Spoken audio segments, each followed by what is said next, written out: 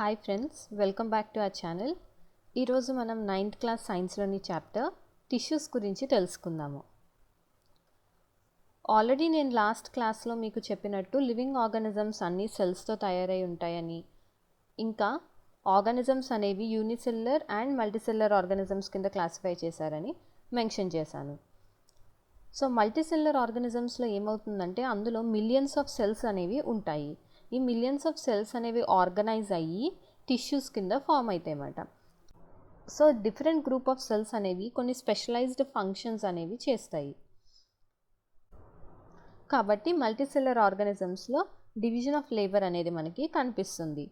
Human బీయింగ్స్లో మనం తీసుకున్నాం అనుకోండి, మజిల్ సెల్స్ అనేవి కాంట్రాక్ట్ అయ్యి రిలాక్స్ అవటం వల్ల మూమెంట్ అనేది జరుగుతుంది. నర్వ్ సెల్స్ అనేవి మెసేజెస్ని క్యారీ చేస్తాయి. బ్లడ్ అనేది ఫ్లో అయ్యి oxygen, food, hormones, waste materials ఇలాంటివన్నీ ట్రాన్స్పోర్ట్ చేస్తుంది. అలాగే ప్లాంట్స్లో వచ్చేసరికి వాస్కులర్ టిష్యూస్ అనేవి ఉంటాయి. ఈ వాస్కులర్ టిష్యూస్ అనేవి ఫుడ్ అండ్ వాటర్ని one part of the plant నుంచి ఇంకో పార్ట్ ఆఫ్ ద ప్లాంట్కి ట్రాన్స్పోర్ట్ చేస్తాయి అన్నమాట.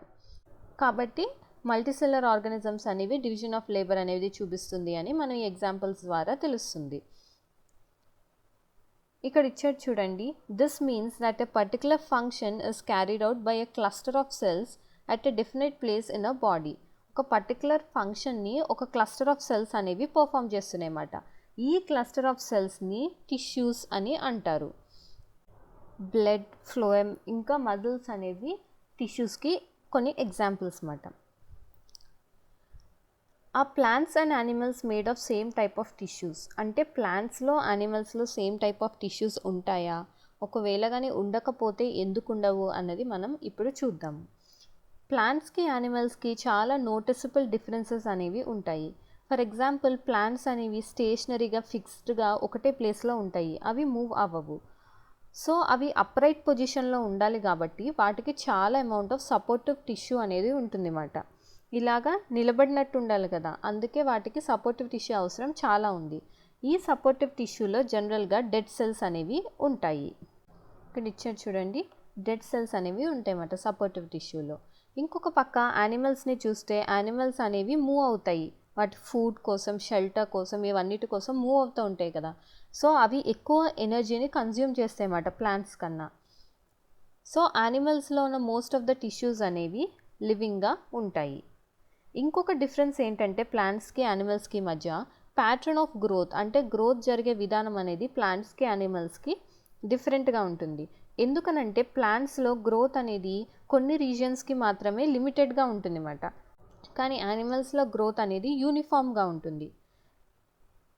ప్లాంట్స్లో కొన్ని టిష్యూస్ లైఫ్ లాంగ్ డివైడ్ అవుతాయి. ఇవి కొన్ని ఏరియాస్లోనే ఉంటాయన్నమాట ప్లాంట్స్లో. సో ఈ టిష్యూస్ యొక్క డివైడింగ్ కెపాసిటీని బట్టి ప్లాంట్ టిష్యూస్ని growing or meristematic and permanent tissues కింద క్లాసిఫై చేస్తారు. సో ప్లాంట్స్లో గ్రోత్ అనేది కొన్ని ఏరియాస్లోనే ఉంటుంది.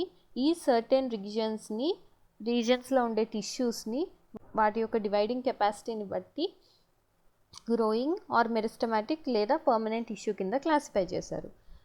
అలా కాకుండా యానిమల్స్లో గ్రోత్ అనేది యూనిఫామ్గా ఉంటుంది. సో యానిమల్స్లో డివైడింగ్, నాన్ డివైడింగ్ రీజన్స్ అని ఏమీ ఉండవు. ఎందుకంటే గ్రోత్ అనేది యూనిఫామ్గా ఓవరాల్గా బాడీ మొత్తం జరుగుతుంది కాబట్టి మనం dividing and non dividing regions కింద ఏమీ డివైడ్ చేయమన్నమాట. Next, structural organisation of organs and organ system. ఈ ఆర్గన్స్ అండ్ ఆర్గన్ సిస్టమ్స్ యొక్క స్ట్రక్చరల్ ఆర్గనైజేషన్ అనేది యానిమల్స్లో చాలా స్పెషలైజ్డ్గా ఉంటుంది అన్నమాట. సో ఈ డిఫరెన్సెస్ వల్ల మనకు తెలిసింది ఏంటి, ప్లాంట్స్ ఇంకా యానిమల్స్ యొక్క లైఫ్ అనేది డిఫరెంట్గా ఉంటుంది. సో దానివల్ల వాటిలో ఉన్న టిష్యూస్ కూడా డిఫరెంట్గా ఉంటాయి అన్నమాట. ఫైనల్గా మనం ఏం కంక్లూడ్ చేస్తాము, ప్లాంట్స్ అనేవి సెడెంటరీ ఎగ్జిస్టెన్స్లో ఉంటాయి, అంటే అవి ఒకటే దగ్గర ఉంటాయి. కానీ యానిమల్స్ యాక్టివ్ లోకోమోషన్ చూపిస్తుంది, ఇంకా యానిమల్స్లో గ్రోత్ అనేది యూనిఫామ్గా ఉంటుంది. సో ఇవి మెయిన్ డిఫరెన్సెస్ అన్నమాట ప్లాంట్స్ అండ్ యానిమల్స్ మధ్య. ఇప్పుడు మనకేమర్థమైంది, ప్లాంట్స్లో వేరే టిష్యూస్ ఉంటాయి, యానిమల్స్లో వేరే టిష్యూస్ ఉంటాయి అని అర్థమైంది కదా. ఇప్పుడు ఈ టిష్యూస్ గురించి విడిగా మనం తెలుసుకుందాం. ఫస్ట్ ప్లాంట్ టిష్యూస్ ఏమేమి ఉంటాయో తెలుసుకుందాం, తర్వాత యానిమల్స్లో ఉన్న టిష్యూస్ ఏంటి అన్నవి చూద్దాము. ఫస్ట్ మనం ప్లాంట్ టిష్యూస్లో మెరిస్టమాటిక్ టిష్యూ గురించి తెలుసుకుందాం. సో మెరిస్టమాటిక్ టిష్యూని గ్రోయింగ్ టిష్యూ అని అంటారని కూడా ఇందాక మనం నేర్చుకున్నాం కదా. ఈ మెరిస్టమాటిక్ టిష్యూ అనేది ఎక్కడైతే ప్లాంట్ డివైడ్ అవుతుందో ఆ రీజన్లో మాత్రమే ఉంటుందన్నమాట. ఇక్కడ ఉంది చూడండి, the growth of plants occurs only in certain specific regions. Certain రీజన్స్లోనే ప్లాంట్ యొక్క గ్రోత్ అనేది జరుగుతుంది. ఆ గ్రోత్ జరిగే రీజన్లోనే ఈ డివైడింగ్ టిష్యూ ఉంటుందన్నమాట. దీన్ని మెరిస్టమాటిక్ టిష్యూ అని అంటారు. ఈ మెరిస్టమాటిక్ టిష్యూ ఉన్న లొకేషన్ని బట్టి అది అపైకల్, ఇంటర్కాలరీ లేదా లేటరల్ మెరిస్టమ్ కింద క్లాసిఫై చేశారు. మెరిస్టమ్ నుంచి ప్రొడ్యూస్ అయిన న్యూ సెల్స్ అనేవి ఫస్ట్ మెరిస్టమాటిక్ సెల్స్ లాగే ఉంటాయన్నమాట. కానీ అవి గ్రో అయ్యి మెచ్యూర్ అయ్యే కొద్దీ అవి స్లోగా వాటి క్యారెక్టరిస్టిక్స్ని చేంజ్ చేసుకుని అవి వేరే టిష్యూస్ యొక్క కాంపోనెంట్స్ కింద డిఫరెన్షియేట్ అవుతాయి. అపైకల్ మెరిస్టమ్ అనేది tip of the stem or root దగ్గర ఉంటుందన్నమాట. సో టిప్ దగ్గర ఉంటుంది కాబట్టి ఇది ఏం చేస్తుంది, స్టెమ్ యొక్క లెంత్ని పెంచడానికి లేదా రూట్ యొక్క లెంత్ని పెంచడానికి ఇది హెల్ప్ఫుల్గా ఉంటుంది. నెక్స్ట్ వచ్చేసి లేటరల్ మెరిస్టమ్. లేటరల్ మెరిస్టమ్ అనేది నాడ యొక్క విత్ ఉంటుంది కదా, అది పెరగడానికి ఈ లేటరల్ మెరిస్టమ్ అనేది యూజ్ అవుతుంది అన్నమాట. నెక్స్ట్ ఇంటర్కాలరీ మెరిస్టమ్ అనేది ప్లాంట్స్ యొక్క నోట్స్ దగ్గర మనకి కనిపిస్తూ ఉంటుంది. ఈ మెరిస్టమాటిక్ టిష్యూస్ అనేవి చాలా యాక్టివ్గా ఉంటాయి. ఎందుకనంటే ఇవి డివైడింగ్ సెల్స్ కదా, కాబట్టి అవి చాలా యాక్టివ్గా ఉంటాయి. వీటి సైటోప్లాజం చాలా డెన్స్గా ఉంటుంది. థిన్ సెల్యులోజ్ వాల్స్ అనేవి ఉంటాయి. ఇంకా న్యూక్లియస్ అనేది చాలా ప్రామినెంట్గా కనిపిస్తుంది. ఇందులో వాక్యూల్స్ అనేవి ఉండవన్నమాట. సో మెరిస్టమాటిక్ టిష్యూ నుంచి ఫామ్ అయిన సెల్స్ తర్వాత ఏమవుతాయని మీకు డౌట్ రావచ్చు. ఈ సెల్స్ స్పెసిఫిక్ రోల్స్ అనేవి తీసుకుని వాటి డివైడ్ అయ్యే ఎబిలిటీని లూజ్ అయిపోతాయి అన్నమాట. సో అవి డివైడ్ అయ్యే ఎబిలిటీని కోల్పోయి అవి ఒక స్పెసిఫిక్ రోల్ తీసుకుని ఆ రోల్ని ఫుల్ఫిల్ చేస్తాయి కాబట్టి అవి పర్మనెంట్ టిష్యూని ఫామ్ చేస్తాయి. సో ఈ మెరిస్టమాటిక్ సెల్స్ అనేవి పర్మనెంట్ షేప్, సైజ్ అండ్ ఫంక్షన్ని తీసుకున్న ప్రాసెస్ని డిఫరెన్షియేషన్ అని అంటారు. ఈ డిఫరెన్షియేషన్ ద్వారానే ప్లాంట్లో various types of permanent tissues అనేవి ఫామ్ అవుతాయి అన్నమాట. పర్మనెంట్ టిష్యూస్ 2 టైప్స్ ఉంటాయి, simple permanent tissue and complex permanent tissue. First మనం సింపుల్ పర్మనెంట్ టిష్యూ గురించి తెలుసుకుందాము. ఎపిడర్మిస్ కింద ఉన్న few layers of cells simple permanent tissue కిందకి వస్తాయి. ఇందులో ఫస్ట్ మనం పారెన్కైమా గురించి తెలుసుకుందాం. ఇక్కడ ఉంది చూడండి, పారెన్కైమా. ఇందులో రిలేటివ్లీ అన్స్పెషలైజ్డ్ సెల్స్ అనేవి ఉంటాయన్నమాట. అండ్ దీని సెల్ వాల్ చాలా థిన్గా ఉంటుంది. ఇవి లివింగ్ సెల్స్. ఈ పారెన్కైమాలో ఉండే సెల్స్ అనేవి లూజ్గా అరేంజ్ అయ్యి ఉంటాయి. సో దీని మధ్య లార్జ్ స్పేసెస్ అనేవి కనిపిస్తూ ఉంటాయి అన్నమాట సెల్స్ మధ్య. ఈ టిష్యూ అనేది యూజువల్గా ఫుడ్ని స్టోర్ చేస్తుంది. ఫస్ట్ మనం నేర్చుకుంది పారెన్కైమా, ఇది ఫుడ్ని స్టోర్ చేస్తుంది అన్నమాట. నెక్స్ట్ కొన్ని సిచ్యువేషన్స్లో ఈ పారెన్కైమాలో క్లోరోఫిల్ అనేది ఉంటుందన్నమాట. సో క్లోరోఫిల్ ఉండటం వల్ల ఇది ఫోటోసింథసిస్ ప్రాసెస్లో పార్టిసిపేట్ చేస్తుంది. అప్పుడు దాన్ని క్లోరెన్కైమా అని అంటారు. పారెన్కైమాలో క్లోరోఫిల్ ఉండటం వల్ల క్లోరెన్కైమా అని అంటారు. ఎక్వాటిక్ ప్లాంట్స్ ఏవైతే వాటర్లో ఉంటాయో అందులో ఏముంటుందంటే అవి ఫ్లోట్ అవ్వాలి కదా. సో ఫ్లోట్ అవ్వటానికి పారెన్కైమాలో చాలా ఎయిర్ గ్యాప్స్ అనేవి ఉంటాయి. ఇలా ఉండడాన్ని మనం ఏరెన్కైమా అని అంటాము. సో ప్లాంట్స్ అనేవి చాలా ఫ్లెక్సిబుల్గా ఉంటాయి కదా. ఈ ఫ్లెక్సిబిలిటీకి కారణం ఏంటంటే ప్లాంట్లో కోలెన్కైమా అనే ఒక టిష్యూ ఉంటుంది. కోలెన్కైమా అనేది ప్లాంట్కి ఫ్లెక్సిబిలిటీని ఇస్తుంది అన్నమాట. సో దీనివల్లే మనం ప్లాంట్స్ యొక్క పార్ట్స్ ఉంటాయి కదా, టెండ్రిల్స్ లేకపోతే స్టెమ్స్, ఇవన్నీ మనం బెండ్ చేయగలుగుతాము అవి బ్రేక్ అవ్వకుండా. ఎందుకనంటే ఈ కోలెన్కైమా అన్న టిష్యూ దానికి ఫ్లెక్సిబిలిటీని ఇస్తుంది అన్నమాట. అండ్ ఈ టిష్యూ ప్లాంట్స్కి మెకానికల్ సపోర్ట్ని కూడా ఇస్తుంది. సో కోలెన్కైమా యొక్క సెల్స్ అనేవి లివింగ్ సెల్స్. అవి ఎలాంగేటెడ్గా ఉంటాయి, ఇంకా ఇర్రెగ్యులర్గా థిక్కెండ్గా ఉంటాయి. ఇక్కడ మనం పిక్చర్స్లో చూడొచ్చు కదా, వాల్ థిక్కెనింగ్ అనేది కనిపిస్తుంది. ఎక్కడెక్కడ థిక్కెనింగ్ ఉంది, ఓన్లీ కార్నర్స్ దగ్గర థిక్కెనింగ్ ఉంది కదా, ఇది దీని ఫీచర్ అన్నమాట. సో ఇవి లివింగ్ సెల్స్, ఎలాంగేటెడ్, ఇంకా వాల్స్ దగ్గర థిక్నింగ్ అనేది ఉంటుంది. వీటి ఇంటర్సెల్యులర్ స్పేసెస్ అనేవి చాలా తక్కువగా ఉంటాయి. Next type of permanent tissue వచ్చేసి స్క్లెరెన్కైమా. స్క్లెరెన్కైమా వల్ల ప్లాంట్ అనేది హార్డ్గా ఇంకా స్టిఫ్గా ఉంటుందన్నమాట. కొబ్బరి నుంచి ఉండే హస్క్ ఉంటుంది కదా, అంటే పీచు, ఇది కూడా స్క్లెరెన్కైమటస్ టిష్యూ నుంచి తయారు చేయబడుతుంది. ఈ స్క్లెరెన్కైమటస్ టిష్యూ యొక్క సెల్స్ అనేవి డెడ్ సెల్స్. ఇప్పుడు వరకు మనం నేర్చుకున్న పెరెన్కైమా ఇంకా కొలెన్కైమా యొక్క సెల్స్ అనేవి లివింగ్ అని నేర్చుకున్నాం కదా, కానీ స్క్లెరెన్కైమటస్ సెల్స్ అనేవి డెడ్గా ఉంటాయి. ఇవి లాంగ్ అండ్ నారోగా ఉంటాయి. ఇక్కడ పిక్చర్లో ఉంది కదా, లాంగ్ ఇంకా నారోగా ఉంటాయి. ఇవి ఎందుకు థికెన్ అయినాయి అంటే ఇందులో లిగ్నిన్ అనేది ఉంటుందన్నమాట. దీనివల్ల ఈ వాల్స్ అనేవి థికెన్ అయ్యి ఉంటాయి. సో ఇవి ఎంత థిక్గా ఉంటాయి అంటే లూమెన్ అనేది చాలా నారోగా ఉంటుంది. కొన్నిసార్లు ఇలా లూమెన్ కూడా ఉండదు అన్నమాట. ఈ టిష్యూ ఎక్కడెక్కడ ఉంటుంది అని అంటే స్టెమ్స్లో ఉంటుంది, వాస్కులర్ బండిల్స్లో ఉంటుంది, ఇంకా లీవ్స్లో ఉంటుంది. అలానే కాకుండా ఈ స్క్లెరెన్కైమటస్ టిష్యూ అనేది సీడ్స్కి ఇంకా నట్స్కి బయట ఒక హార్డ్ కవరింగ్ని కూడా ఫామ్ చేస్తుంది అన్నమాట. సో దీని మెయిన్ ఫంక్షన్ వచ్చేసి ఇది ప్లాంట్స్కి స్ట్రెంగ్త్ని ప్రొవైడ్ చేస్తుంది. మెరిస్టమాటిక్ సెల్స్ అనేవి డిఫరెన్షియేట్ అయ్యి ఒక స్పెసిఫిక్ రోల్ని తీసుకుని అవి పర్మనెంట్ టిష్యూ కింద అవుతాయి. ఈ ప్రాసెస్ని డిఫరెన్షియేషన్ అని అంటారు. సింపుల్ పర్మనెంట్ టిష్యూలో మనం పెరెన్కైమా, కొలెన్కైమా ఇంకా స్క్లెరెన్కైమటస్ టిష్యూ గురించి తెలుసుకున్నాము. సో పెరెన్కైమాలో ఉండేది లివింగ్ సెల్స్. ఇవి లూజ్గా అరేంజ్ అయి ఉంటాయి. వాటి మధ్య చాలా లార్జ్ ఇంటర్సెల్యులర్ స్పేసెస్ అనేవి ఉంటాయి. పెరెన్కైమా అనేది ఫుడ్ని స్టోర్ చేస్తుంది. సో ఒకవేళ కానీ క్లోరోఫిల్ అనేది ఉంటే దాన్ని క్లోరెన్కైమా అని అంటారు.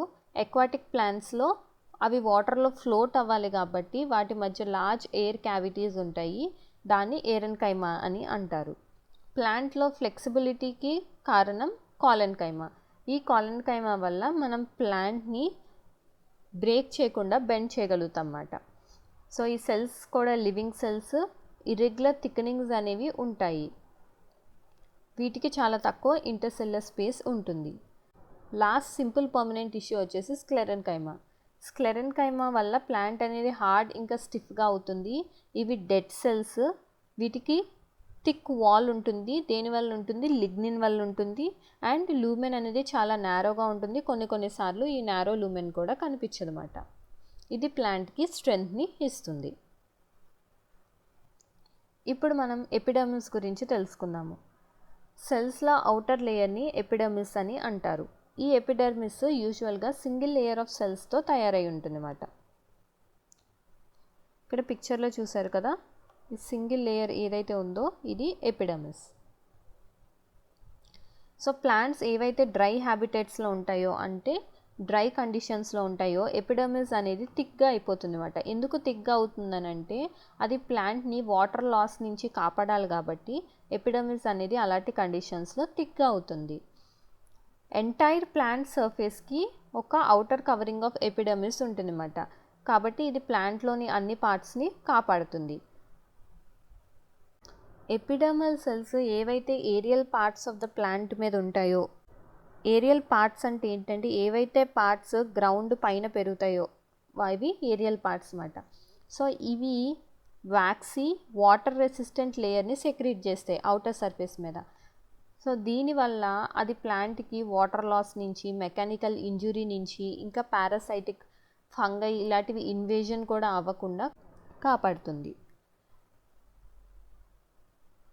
సో దీన్ని బట్టి మనకు అర్థమైంది ఏంటి, ఎపిడర్మిస్కి ఏ రోల్ ఉంది? ప్రొటెక్టివ్ రోల్ ఉంది. ఎపిడర్మిస్ అనేది ప్లాంట్ని ప్రొటెక్ట్ చేస్తుంది కాబట్టి దీంట్లో కంటిన్యూస్ లేయర్స్ ఆఫ్ సెల్స్ అనేవి ఉంటాయన్నమాట. ఎటువంటి ఇంటర్సెల్యులర్ స్పేసెస్ అనేవి ఉండవు. ఈ ఎపిడర్మల్ సెల్స్ అనేవి యూజువల్గా ఫ్లాట్గా ఉంటాయి. యూజువల్గా ఇవి అవుటర్ అండ్ సైడ్ వాల్స్ అనేవి థిక్కర్గా ఉంటాయి అన్నమాట ఇన్నర్ వాల్ కన్నా. సో ఈ ఎపిడర్మిస్లో కొన్ని పోర్స్ అనేవి చూస్తూ ఉంటాము. ఈ పోర్స్ని స్టొమాటా అని అంటామన్నమాట. స్టొమాటా అనేది 2 కిడ్నీ షేప్డ్ సెల్స్తో ఎన్క్లోజ్ అయ్యి ఉంటుంది.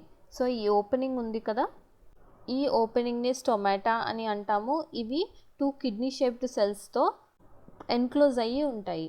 సో ఈ సెల్స్ని గాడ్ సెల్స్ అని అంటాము. ఈ స్టొమాటా వల్ల యూజెస్ ఏంటంటే ఇవి గ్యాసియస్ ఎక్స్చేంజ్కి చాలా ఇంపార్టెంట్ మాట. ట్రాన్స్పిరేషన్ కూడా స్టొమాటా ద్వారానే జరుగుతుంది. ట్రాన్స్పిరేషన్ అంటే ఏంటంటే ప్లాంట్ అనేది వాటర్ వేపర్ ఫామ్లో లూజ్ అవుతుంది. సో దీన్ని ట్రాన్స్పిరేషన్ అని అంటారు. ఎపిడర్మల్ సెల్స్ ఏవైతే రూట్స్లో ఉంటాయో వాటి ఫంక్షన్ ఏంటి, రూట్లో ఉన్న సెల్స్కి వాటర్ని అబ్జార్బ్ చేయాలి. సో వీటికి లాంగ్ హెయిర్ లైక్ పార్ట్స్ అనేవి ఉంటాయన్నమాట. ఇలా ఉండటం వల్ల ఏమవుతుంది, అవి అబ్జార్ప్షన్ యొక్క సర్ఫేస్ని పెంచుతుంది కాబట్టి రూట్ అనేది ఎక్కువ వాటర్ని తీసుకోగలుగుతుంది. డెజర్ట్లో ఉన్న ప్లాంట్స్లో ఎపిడర్మిస్కి thick waxy coating of cutin అనేది ఉంటుంది. ఎందుకు, వాటర్ లాస్ అవ్వకుండా చూసుకోవడానికి. సో ప్లాంట్స్ అనేవి ఓల్డ్గా అయ్యే కొద్దీ అవుటర్ ప్రొటెక్టివ్ లేయర్ ఎపిడర్మిస్ ఏదైతే ఉందో అది కొన్ని చేంజెస్ని అండర్గో అవుతుందన్నమాట. సో ఈ ప్లాంట్ యొక్క కార్టెక్స్లో స్ట్రిప్ ఆఫ్ సెకండరీ మెరిస్టెమ్ అనేది ఉంటుంది. ఈ సెకండరీ మెరిస్టెమ్ అనేది కొన్ని లేయర్స్ ఆఫ్ సెల్స్ని ఫామ్ చేస్తుంది అన్నమాట. ఇది కార్క్ని కాన్స్టిట్యూట్ చేస్తుంది. సో ఈ కార్క్లో ఉన్న సెల్స్ అనేవి డెడ్ సెల్స్. ఇవి కాంపాక్ట్గా అరేంజ్ అయి ఉంటాయి. ఇందులో ఎలాంటి ఇంటర్సెల్యులర్ స్పేసెస్ అనేవి ఉండవు. వీటిలో ఇంకొక సబ్స్టెన్స్ ఉంటుంది, దాన్ని సుబరిన్ అని అంటారు. ఈ సుబరిన్ అనేది వాటి వాల్స్లో ఉండటం వల్ల అది గ్యాసెస్ని కానీ వాటర్ని కానీ అందులోంచి ఫ్లో అవ్వనివ్వదన్నమాట. సో ఎపిడర్మిస్ గురించి మనం ఏం నేర్చుకున్నాము, ఇది outer layer of the cells. దీనికి ప్రొటెక్టివ్ రోల్ ఉంటుంది కాబట్టి ఇది కంటిన్యూస్ లేయర్ కింద ఉంటుంది. ఎలాంటి ఇంటర్సెల్యులర్ స్పేసెస్ అనేవి ఉండవు. ఎపిడర్మల్ సెల్స్ అనేవి రిలేటివ్గా ఫ్లాట్గా ఉంటాయి. అండ్ డ్రై హ్యాబిటేట్స్లో ఉన్న ప్లాంట్స్లో ఎపిడర్మిస్ థిక్కర్గా ఉంటుంది, ఎందుకంటే వాటర్ లాస్ నుంచి ప్రొటెక్ట్ చేయడానికి. నెక్స్ట్, లీఫ్లో ఉండే ఎపిడర్మిస్లో చిన్న పోర్స్ ఉంటాయి. వీటిని స్టొమాటా అని అంటారు. స్టొమాటా ఎన్క్లోజ్ అయ్యేది 2 కిడ్నీ షేప్డ్ సెల్స్తో. ఈ సెల్స్ని గాడ్ సెల్స్ అని అంటారు. దీనివల్ల మనకి గ్యాసియస్ ఎక్స్చేంజ్ అనేది జరుగుతుంది. అండ్ ట్రాన్స్పిరేషన్ ఏదైతే వాటర్ వేపర్ ఫామ్లో జరుగుతుందో ఇది కూడా స్టొమాటా ద్వారానే జరుగుతుంది అన్నమాట. రూట్స్లో ఉండే ఎపిడర్మల్ సెల్స్లో లాంగ్ హెయిర్ లైక్ పార్ట్స్ ఉంటాయి. దీనివల్ల వాటర్ అబ్జార్బ్ చేసే సర్ఫేస్ ఏరియా అనేది పెరుగుతుంది. డెజర్ట్లో ఉండే ప్లాంట్స్లో ఎపిడర్మిస్కి ఒక thick waxy coating of cutin అనేది ఉంటుంది.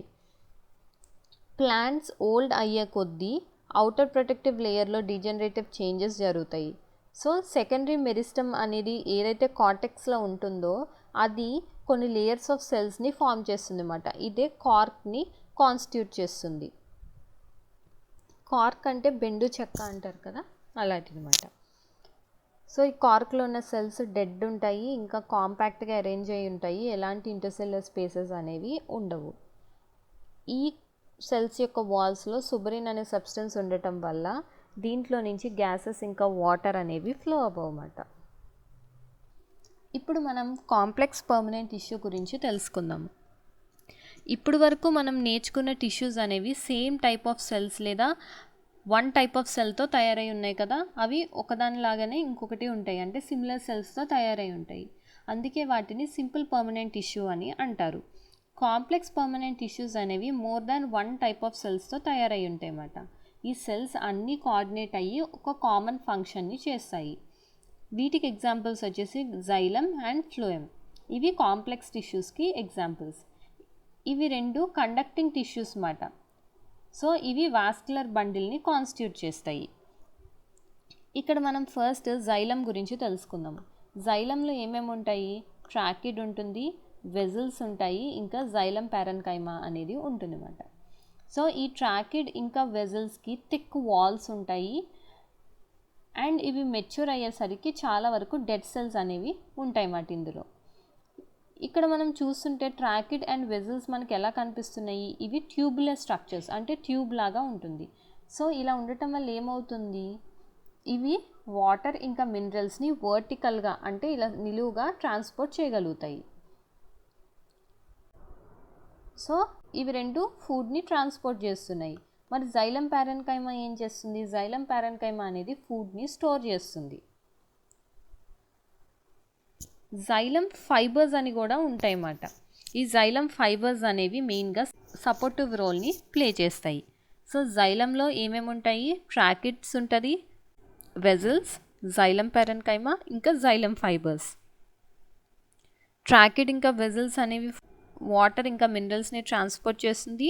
పారెన్కైమా అనేది ఫుడ్ని స్టోర్ చేస్తుంది. ఇంకా జైలం ఫైబర్స్కి సపోర్టివ్ రోల్ ఉంటుంది. నెక్స్ట్ వచ్చేసి ఫ్లోయమ్. ఫ్లోయమ్లో 5 టైప్స్ ఆఫ్ సెల్స్ ఉంటాయి. అవి ఏవేంటి? సీవ్ సెల్స్ ఉంటాయి, sieve tubes, companion cells, phloem fibres, ఇంకా ఫ్లోయమ్ పారెన్కైమా. సీవ్ ట్యూబ్స్ అనేవి ట్యూబులర్ స్ట్రక్చర్స్. ఇక్కడ ఉంది చూడండి సీవ్ ట్యూబ్స్. ఇవి ట్యూబులర్ స్ట్రక్చర్స్. వీటి వాల్స్ మీద పర్ఫరేషన్స్ ఉంటాయి అన్నమాట, అంటే హోల్స్ అనేవి ఉంటాయి. ఫ్లోయమ్ అనేది ఫుడ్ని ట్రాన్స్పోర్ట్ చేస్తుంది. ఎక్కడి నుంచి ట్రాన్స్పోర్ట్ చేస్తుంది? లీవ్స్ నుంచి అదర్ పార్ట్స్ ఆఫ్ ద ప్లాంట్స్కి ఫుడ్ని ట్రాన్స్పోర్ట్ చేస్తుంది. ఫ్లోయమ్ ఫైబర్స్ తప్ప మిగిలిన ఫ్లోయమ్ సెల్స్ అన్నీ లివింగ్ సెల్స్. మనం జైలం గురించి నేర్చుకున్నప్పుడు ఏం నేర్చుకున్నాము? అవి మెచ్యూర్ అయ్యేసరికి మెనీ ఆఫ్ ద సెల్స్ అనేవి డెడ్ సెల్స్ అని నేర్చుకున్నాం. కానీ ఫ్లోయమ్ ఫైబర్స్లో ఉన్న సెల్స్ తప్ప మిగిలిన సెల్స్ అన్నీ లివింగ్ అన్నమాట. సో ఇప్పుడు మనం ప్లాంట్ టిష్యూస్లో ఫస్ట్ మెరిస్టమాటిక్ టిష్యూ గురించి తెలుసుకున్నాము. నెక్స్ట్ పర్మనెంట్ టిష్యూస్లో సింపుల్ పర్మనెంట్ టిష్యూ గురించి తెలుసుకున్నాము. ఇందులో పారెన్కైమా, కాలెన్కైమా అండ్ స్క్లెరెన్కైమా గురించి మనం నేర్చుకున్నాము. ఎపిడర్మిస్ అంటే ఏంటి, దాని ఫంక్షన్స్ ఏంటి అన్నది కూడా మనం చూసాము. ఫైనల్గా కాంప్లెక్స్ పర్మనెంట్ టిష్యూలో జైలంలో ఏమేమి సెల్స్ ఉంటాయి, ఫ్లోయంలో ఏమేమి ఉంటాయి, దానివల్ల వాటి ఫంక్షన్స్ ఏంటి అన్నవి కూడా నేర్చుకున్నాము. సో ఇది వచ్చేసి ప్లాంట్ టిష్యూస్ మాట. ఇక్కడతో ప్లాంట్ టిష్యూస్ నేర్చేసుకున్నాము. ఇప్పుడు మనం యానిమల్స్లో ఉన్న టిష్యూస్ ఏంటి అన్నది చూద్దాము. ప్లాంట్ ఫంక్షన్ వేరే, యానిమల్ ఫంక్షన్స్ వేరే కాబట్టి ఆబ్వియస్గా వాటిలో ఉన్న టిష్యూస్ కూడా డిఫరెంటే ఉంటాయి. ఫస్ట్ మనం యానిమల్ టిష్యూస్లో ఎపిథీలియల్ టిష్యూ గురించి చూద్దాము. కవరింగ్ లేదా ప్రొటెక్టివ్ టిష్యూస్ అనేవి యానిమల్స్లో ఎపిథీలియల్ టిష్యూస్ మాట. ఈ ఎపిథీలియం అనేది మోస్ట్ ఆఫ్ ద ఆర్గన్స్ని ఇంకా క్యావిటీస్ ఏవైతే బాడీలో ఉంటాయో అన్నిటిని కవర్ చేస్తుంది.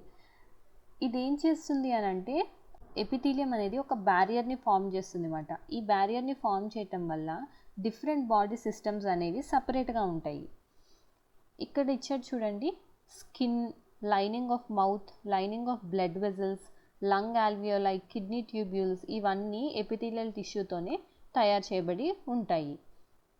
ఎపిథీలియల్ టిష్యూ సెల్స్ అనేవి టైట్గా ప్యాక్ అయి ఉండి కంటిన్యూస్ షీట్ని ఫామ్ చేస్తాయి.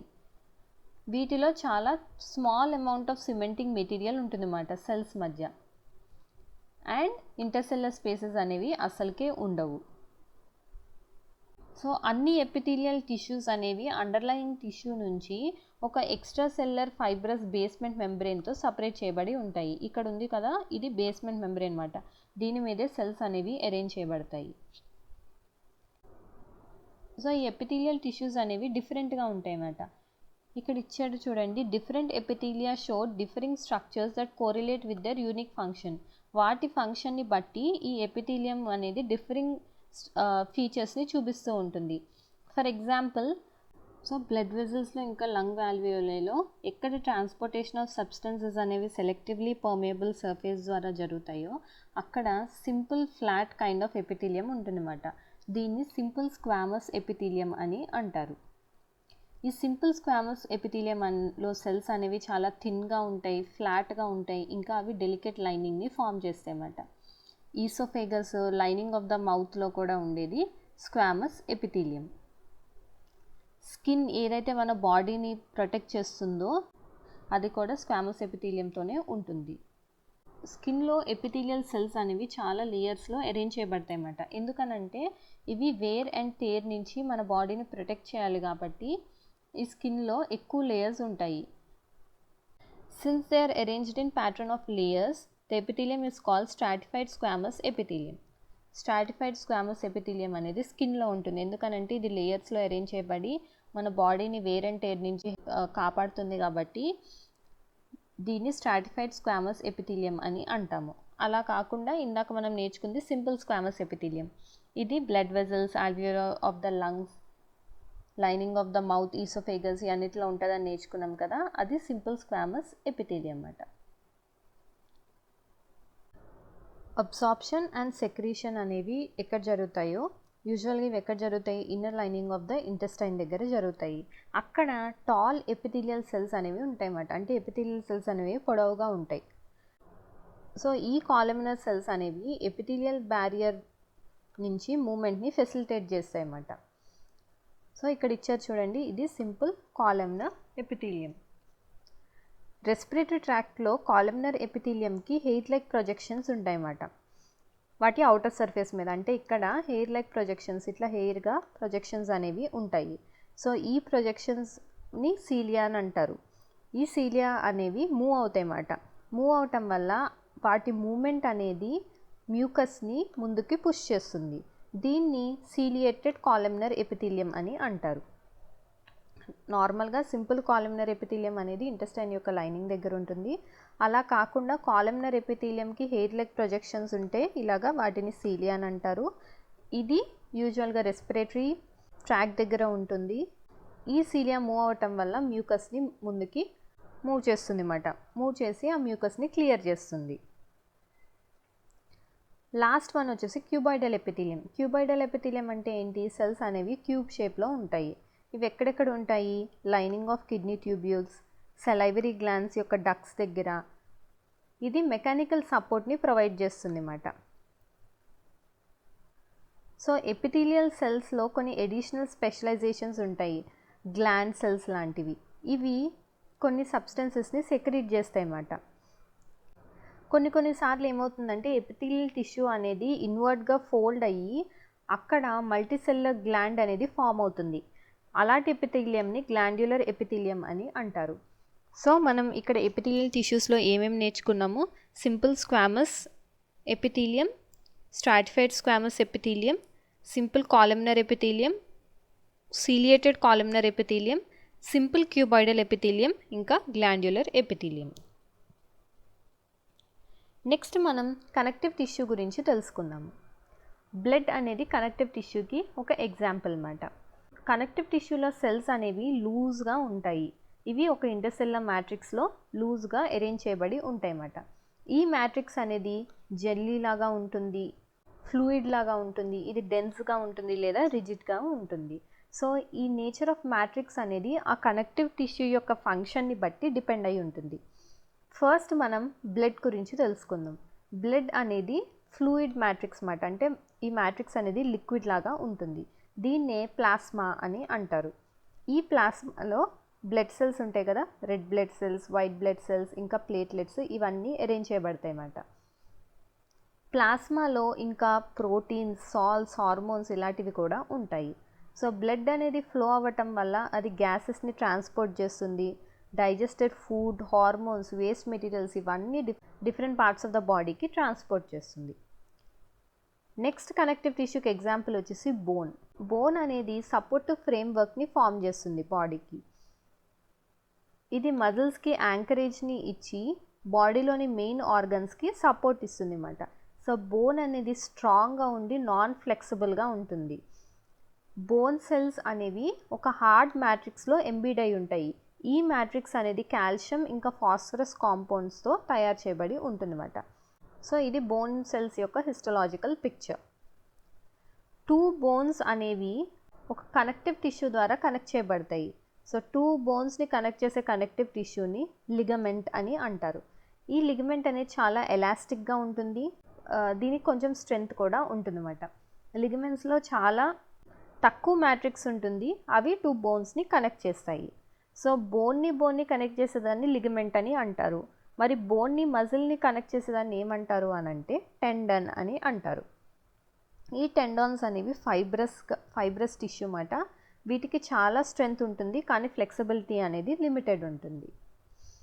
Next type of connective tissue వచ్చేసి కార్టిలేజ్. కార్టిలేజ్లో సెల్స్ వైడ్లీ స్పేస్డ్గా ఉంటాయి. ఇక్కడ మీరు చూడొచ్చు, చాలా దూరంగా అరేంజ్ చేయబడ్డాయి. ఈ మ్యాట్రిక్స్ అనేది ప్రోటీన్స్ అండ్ షుగర్స్తో తయారు చేయబడుతుంది అన్నమాట. సో కార్టిలేజ్ అనేది ఏం చేస్తుంది అని అంటే బోన్ సర్ఫేస్ ఉంటుంది కదా, ఎక్కడైతే అది జాయింట్ ఫామ్ చేస్తుందో ఆ సర్ఫేస్ని స్మూతన్ చేస్తుంది. ఇంకా కార్టిలేజ్ అనేది నోస్, ఇయర్, ట్రేకియా, లారింగ్స్ అన్నిటిలో ఉంటుంది అన్నమాట. మనం మన ఇయర్స్ని ఫోల్డ్ చేయగలుగుతాం కదా. ఎందుకు ఫోల్డ్ చేయగలుగుతాము? ఎందుకనంటే కార్టిలేజ్ అనేది ఫ్లెక్సిబుల్ కాబట్టి. కానీ మనం మన ఆర్మ్స్లో ఉన్న బోన్స్ని బెండ్ చేయలేము. ఎందుకనంటే బోన్ అనేది ఫ్లెక్సిబుల్గా ఉండదు కాబట్టి, అది నాన్ ఫ్లెక్సిబుల్ టిష్యూ. సో ఇప్పుడు కనెక్టివ్ టిష్యూలో మనం ఫస్ట్ బ్లడ్ గురించి నేర్చుకున్నాము. తర్వాత బోన్, 2 బోన్స్ని కనెక్ట్ చేసేదాన్ని లిగమెంట్ అని అంటారు.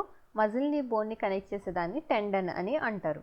అలాగే మనం థర్డ్ కార్టిలేజ్ గురించి తెలుసుకున్నాము. నెక్స్ట్ వచ్చేసి ఏరియోలర్ టిష్యూ. ఈ టిష్యూ అనేది స్కిన్కి మజిల్స్కి మధ్యలో, ఇంకా బ్లడ్ వెజల్స్ దగ్గర, నర్వ్స్ దగ్గర, బోన్ మ్యారో దగ్గర, ఇలాంటి ప్లేసెస్లో ఉంటుంది. ఈ ఏరియోలర్ టిష్యూ అనేది ఆర్గన్స్ లోపల ఉన్న స్పేస్ని కూడా కవర్ చేసి, అది ఇంటర్నల్ ఆర్గన్స్ని సపోర్ట్ చేసి వాటి రిపేర్లో హెల్ప్ చేస్తుంది. లాస్ట్ వన్ వచ్చేసి ఎడిపోస్ టిష్యూ. ఎడిపోస్ టిష్యూ అనేది మన స్కిన్ కింద ఉంటుంది, అలాగే మన ఇంటర్నల్ ఆర్గన్స్ మధ్యలో కూడా ఉంటుందన్నమాట.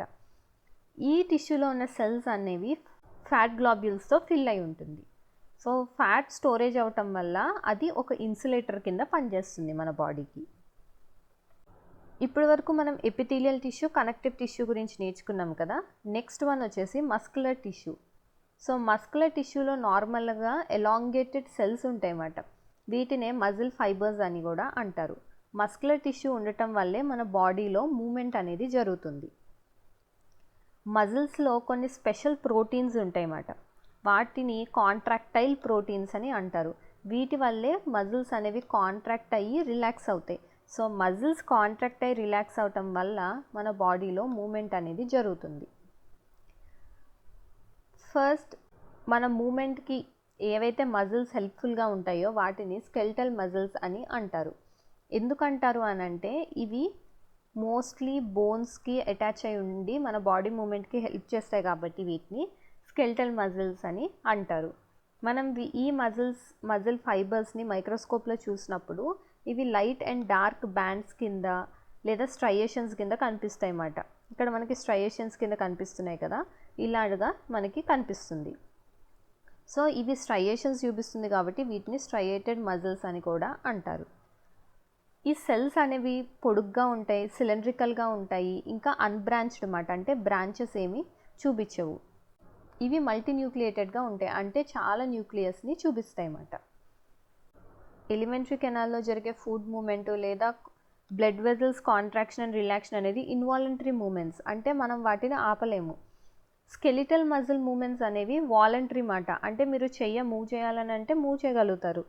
సో మీ వాలంటరీ, మీ కంట్రోల్లో ఉంటుంది కాబట్టి స్కెలిటల్ మజిల్ టిష్యూ అనేది వాలంటరీ కంట్రోల్. అలా కాకుండా మీ ఎలిమెంటరీ కెనాల్లో ఫుడ్ మూమెంట్ని కానీ లేకపోతే బ్లడ్ వెజల్స్ కాంట్రాక్షన్ లేదా రిలాక్సేషన్ని మీరు కంట్రోల్ చేయగలరా? చేయలేరు కదా. అందుకని ఇవి రెండు ఇన్వాలంటరీ కంట్రోల్ కిందకి వస్తాయి. సో స్మూత్ మజిల్స్ అనేవి ఎక్కడెక్కడ ఉంటాయి అని అంటే ఐరిస్ ఆఫ్ ద ఐ దగ్గర, యురేటర్స్, బ్రాంకే ఆఫ్ ద లంగ్స్, ఈ అన్ని ప్లేసెస్లో స్మూత్ మజిల్స్ అనేవి ఉంటాయి. ఈ సెల్స్ అనేవి లాంగ్గా ఉండి వాటికి పాయింటెడ్ ఎండ్స్ అనేవి ఉంటాయి అన్నమాట. అంటే స్పిండిల్ షేప్డ్ మజిల్ సెల్స్ అనేవి ఉంటాయి. వీటికి సింగిల్ న్యూక్లియస్ అనేది ఉంటుంది. స్కెలిటల్ మజిల్లో ఉండే సెల్స్కి మనం ఏం నేర్చుకున్నాము? న్యూక్లియస్ అనేవి మల్టీ న్యూక్లియేటెడ్ అని నేర్చుకున్నాం కదా. కానీ స్మూత్ మజిల్స్లో న్యూక్లియస్ అనేది సింగిల్ న్యూక్లియస్ ఉంటుంది. హార్ట్లో ఉన్న మజిల్స్ అనేవి రిథమిక్గా కాంట్రాక్షన్, రిలాక్సేషన్ అండ్ మూమెంట్స్ చూపిస్తాయి కదా లైఫ్ లాంగ్. ఈ మూమెంట్స్ కూడా ఇన్వాలంటరీ మూమెంట్స్కి ఎగ్జాంపుల్. హార్ట్ మజిల్ సెల్స్ అనేవి సిలిండ్రికల్గా ఉంటాయి, బ్రాంచ్డ్గా ఉంటాయి అండ్ న్యూక్లియర్ని చూపిస్తాయి. సో మజిల్ టిష్యూలో మనం skeletal muscle, smooth muscle and cardiac muscle గురించి నేర్చుకున్నాము. లాస్ట్ టైప్ ఆఫ్ టిష్యూ మనం నేర్చుకునేది నర్వస్ టిష్యూ. అన్ని సెల్స్కి స్టిమ్యులస్కి రెస్పాండ్ అయ్యే ఎబిలిటీ ఉంటుంది, కానీ నర్వస్ టిష్యూలో ఉన్న సెల్స్ హైలీ స్పెషలైజ్డ్ మాట స్టిమ్యులేషన్కి. అవి స్టిమ్యులేట్ అయ్యి అవి ఆ స్టిమ్యులస్ని ర్యాపిడ్గా ఒక ప్లేస్ నుంచి ఇంకో ప్లేస్కి స్ప్రెడ్ చేస్తాయి. సో ఈ నర్వస్ టిష్యూ అనేది ఎక్కడెక్కడ ఉంటుంది? Brain, spinal cord and nerves ఇవన్నీ కలిపి నర్వస్ టిష్యూని కాంపోజ్ చేస్తాయి. ఈ నర్వస్ టిష్యూలో ఉన్న సెల్స్ని నర్వ్ సెల్స్ లేదా న్యూరాన్స్ అని అంటారు. సో ఈ న్యూరాన్ ఎలా ఉంటుందంటే దీనికి ఒక సెల్ బాడీ ఉంటుంది. ఈ సెల్ బాడీలో న్యూక్లియస్ అండ్ సైటోప్లాజం ఉంటాయి. దీని నుంచి థిన్ హెయిర్ లైక్ ప్రొజెక్షన్స్ ఉంటాయి. దీన్ని డెండ్రైట్స్ అని అంటారు. యూజువల్గా న్యూరాన్కి ఒక సింగిల్ లాంగ్ ప్రాసెస్ ఉంటుంది, దాన్ని యాక్సాన్ అని అంటారు. ఒక నర్వ్ సెల్ అనేది 1 మీటర్ లాంగ్ వరకు ఉండొచ్చు అన్నమాట. సో నర్వ్ ఫైబర్ నుంచి పాస్ అయ్యే సిగ్నల్ని నర్వ్ ఇంపల్స్ అని అంటారు. ఈ నర్వ్ ఇంపల్సెస్ వల్ల మన మజిల్స్ని మనం మూవ్ చేయగలుగుతాము. So functional combination of nerve and muscle మధ్య ఉన్న ఫంక్షనల్ కాంబినేషన్ అనేది చాలా ఇంపార్టెంట్ అన్నమాట మనకి. ఈ కాంబినేషన్ అనేది యానిమల్స్ ర్యాపిడ్గా మూవ్ అవడానికి హెల్ప్ఫుల్గా ఉంటుంది స్టిమ్యులస్ అప్లై చేసినప్పుడు. యానిమల్ టిష్యూస్లో మనం ఎపిథీలియల్ టిష్యూస్ గురించి నేర్చుకున్నాం, కనెక్టివ్ టిష్యూ, మస్కులర్ టిష్యూ, ఇంకా నర్వస్ టిష్యూ. సో ఈ చాప్టర్లో మనం ఏం నేర్చుకున్నాము? టిష్యూస్ అనేవి ఒక గ్రూప్ ఆఫ్ సెల్స్ ఏవైతే వాటి స్ట్రక్చర్లో ఫంక్షన్లో సిమిలర్గా ఉంటాయో. ప్లాంట్ టిష్యూస్ అనేవి 2 types, meristematic or growing tissue and permanent tissue. Meristematic tissue అనేది డివైడింగ్ టిష్యూ ఏదైతే గ్రోయింగ్ రీజన్స్లోనే ఉంటుంది. పర్మనెంట్ టిష్యూ అనేది మెరిస్టమాటిక్ టిష్యూ నుంచి డిరైవ్ అయి ఉంటుంది. ఎప్పుడు మెరిస్టమాటిక్ టిష్యూ ఇంకా డివైడ్ అవ్వలేదు అన్నప్పుడు అది పర్మనెంట్ టిష్యూ కింద అయిపోతుంది అన్నమాట. ఇవి మళ్ళీ సింపుల్ అండ్ కాంప్లెక్స్ టిష్యూస్ కింద క్లాసిఫై చేశారు. సో సింపుల్ టిష్యూస్కి ఎగ్జాంపుల్స్ వచ్చేసి పారెన్కైమా, కాలెన్కైమా, ఇంకా స్క్లెరెన్కైమా. కాంప్లెక్స్ టిష్యూస్కి ఎగ్జాంపుల్స్ వచ్చేసి జైలం అండ్ ఫ్లోయమ్. యానిమల్ టిష్యూస్ని epithelial, connective, muscular and nervous tissue కింద క్లాసిఫై చేశారు. సో ఎపిథీలియల్ టిష్యూని వాటి షేప్ అండ్ ఫంక్షన్ని బట్టి స్క్వామస్, క్యూబాయిడల్, కాలమ్నర్, సీలియేటెడ్, ఇంకా గ్లాండ్యులర్ కింద క్లాసిఫై చేశారు. మన బాడీలో ఉన్న కనెక్టివ్ టిష్యూస్ వచ్చేసి blood, bone, tendon, ligament, cartilage, areolar tissue, ఇంకా ఎడిపోస్ టిష్యూ. మజిల్ టిష్యూస్ అనేవి స్ట్రయేటెడ్ అంటే స్కెల్టల్ మజిల్, అన్స్ట్రయేటెడ్ అంటే స్మూత్ మజిల్, ఇంకా కార్డియాక్ మజిల్ కింద క్లాసిఫై చేశారు. నర్వ్ టిష్యూ అనేది న్యూరాన్స్తో మేడ్ అయి ఉంటుంది. అది సిగ్నల్స్ని రిసీవ్ చేసుకుని ఇంపల్సెస్ని కండక్ట్ చేస్తుంది. సో ఫైనల్గా ఈ చాప్టర్లో మనం ప్లాంట్స్ ఇంకా యానిమల్స్లో ఉన్న టిష్యూస్ గురించి నేర్చుకున్నాము. Thank you.